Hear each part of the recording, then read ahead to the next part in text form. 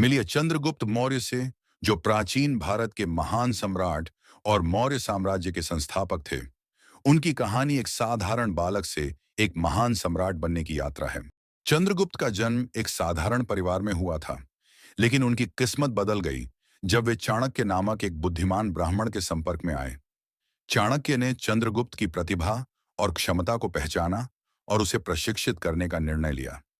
चाणक्य की रणनीति और चंद्रगुप्त की साहसिकता के बल पर उन्होंने नंद वंश के अत्याचारी शासन को उखाड़ फेंका और मौर्य साम्राज्य की नींव रखी।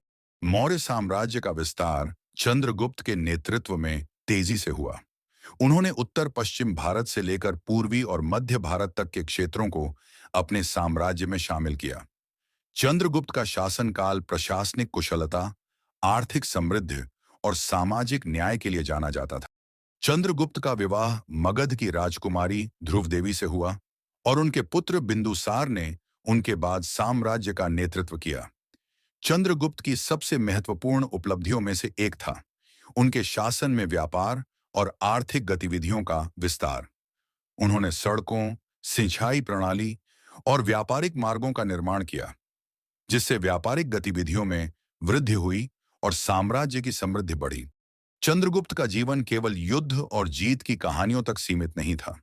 वह एक धार्मिक और दार्शनिक व्यक्ति भी थे। अपने जीवन के अंतिम दिनों में उन्होंने अपना सिंहासन त्याग दिया और जैन धर्म को अपना लिया।